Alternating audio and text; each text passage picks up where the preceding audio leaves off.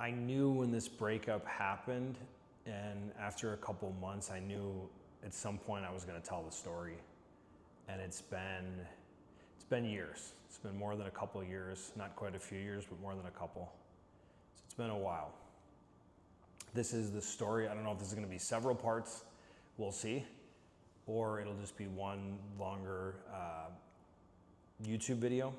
But this is the story of the relationship that broke me. Here we go. If you were my friend at the time, you definitely know about this story. And bear with me because I want to make it really fair to my former partner from years ago. And so I may have to think of a way to kind of disguise her identity. So I'm able to share my truth, what I experienced, without exposing her in any vulnerable way. I'd met this woman, and we'll say we had a working relationship that we knew each other from another environment for about 1.5 years. We started dating, and it brought up the most emotion of anything I'd ever felt, the most love, the most anxiety, which it would be convenient to blame her, but well, I got news for you. It brought up a lot of shit. I had never lost my center or my balls more in my life. I don't know, I'm gonna laugh during this, cry during this, maybe a little bit of both. I'm hoping not to be a stereotypical relationship coach where you cry in your videos, but fuck it, like if it happens, it happens. So I had this beautiful working relationship, friendship with this woman for about 1.5 years. I'd asked her out, she said no, we have this working relationship. And I was like, I think I'm gonna figure out a way. Convinced her to go to dinner with me. It wasn't a date, it was just two friends that might as well explore something, so I finessed my way in there. Long story short, left, didn't see her for a couple months because I got stuck in America with visa issues. Yeah, that's a thing. I was living in Colombia at the time, got stuck in America with visa issues, so I literally couldn't go home, which was Medellin, Colombia. Kind of a funny story. And long story short, she shared her feelings. I reshared my feelings then, and we started dating long distance, thousands of miles apart online, before ever dating in person, but knowing each other for a while. And this relationship brought up so much. There was already stuff that was stirred up in me from a couple years before that has nothing to do with her. There was sexual abuse from my childhood. Some of it I knew of, some of it I didn't find out till years after we broke up. Probably almost 2 years after we broke up. And I knew I needed to share this story. It's just the right thing to do. It's been one of my many initiations into manhood. And yeah, we had met, dated for 1 year, and relationships are a funny thing because there's no better ultimate mirror than an intimate relationship. You can have kids. Kids don't bring up your deepest fear in that acute of a way that you're not good enough, you won't be loved, you won't be accepted. And said differently, that's gonna bring up all these childhood wounds. I had done 15 years worth of personal development. At that point, I had probably spent,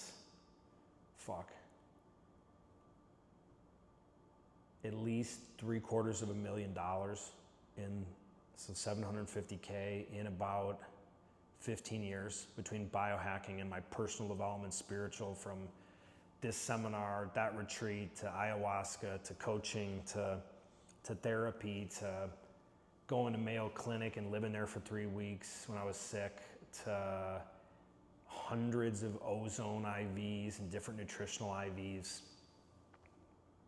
I didn't realize till years later that my entire personal development journey up until that point was based on shame. It's time to admit this publicly. I'm not in that, I can come up still, but I'm not in that place anymore. I was doing everything I did in personal development to one day hope I would one day not feel like shitty inside. which I can very clearly trace that back. I think that can be part of the human experience, guilt and shame, especially if you grew up religious generally. It seems more Jewish people have a lot, Catholic people have a lot, Christians can have a decent amount, but it seems like Jewish and Catholic can be the top dogs for better or worse. So I didn't know all this stuff I've done, even though I wanted to grow, I wanted to heal. It was really about chasing this end of one day I'd be enough. And I didn't know that at the time of this relationship, that got magnified in that relationship. And I remember I said it and I didn't think twice. I said it to a friend after knowing this woman, my former girlfriend, or ex, you could say. I don't always use that term because it just sounds kind of shitty, especially when you still care for someone, still friends. We're still friends today.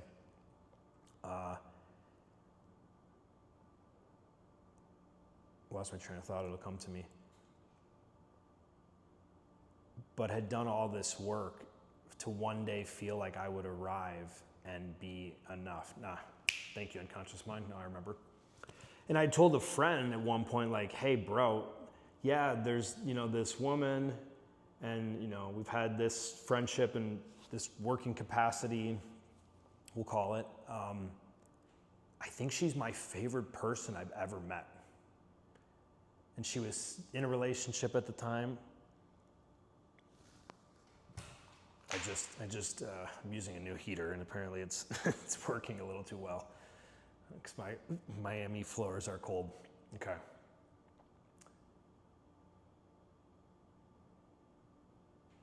So I, realized this was my favorite person. So long story short, asked her out, went out with her, and then what else came during this year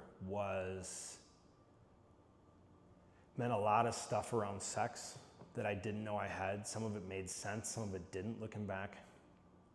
I was sexually abused. I gotta come up with a better term than that. I'm not liking that term lately. I think it's something more empowering, but it kind of is what it is. By a priest, the first couple weeks of kindergarten, repeatedly in kindergarten, not in first grade. And then I had known about that for years and had worked through, or thought I worked through quite a bit of that, which I had spent 18 months working through that from, when was that, 2022 onward. So this was a bit after that or towards the end of that. And also had an uncle that I found out about a year ago and started to remember during breathwork and therapy that was even worse, the sexual abuse stuff. And this magnified all that in this way I can't describe. And why I wanted to tell this story is because my story is not that common, not that uncommon rather. It's common for guys to have a relationship where it's so different than anything else they've ever had. And that's the relationship that breaks them. And it will bring these pain and childhood wounds to the surface in a way nothing else. I'm a huge plant medicine advocate. I think some people abuse it. I know I've done it to distract myself and spiritual bypassing and all that shit. But also I'm a huge believer. My main medicine I work with is ayahuasca. None of this stuff came to the surface in that way like it did then having this reflection of another beautiful human being that loved me. And I got to a point in the relationship where I had so much love for this woman and all this stress was coming up. I don't even think I can describe it clearly because I was in so much pain. This is back in like 2023. That I'm describing it from such a new lens. So it's not like I'm that person that I was back then. I didn't know much about nervous system work, or said better, sensory system work. I think it's a better term I heard recently that I like. And I was fucking fried, bro. Fucking fried. Like it felt like my nervous system was plugged into an outlet. And if you would have asked me a week or two early, I would have had no intention of breaking up. Matter of fact, I had a meeting with some people that manage my finances and I was like organizing and budgeting out and deciding that I was going to, move money into the country, move in with her, buy a apartment in Colombia where I was living. I'm in Miami now. As I said, I lived in Medellin for 10 years. And I was just fucking fried. And I didn't understand it, didn't understand this nervous system regulation or sensory system regulation. And I probably did a bit of the silent victimhood or the blaming, where I wouldn't really talk about it because I have enough good friends that they would call me out on my bullshit and go like, hey bro, you're just, you're blaming her for everything. Like, what are you doing? So you do it inside, so you kind of get away with it. If you have good friends, they should go like, hey bro, it takes two to tango, mofo. So I broke up. I'm gonna make this into another part.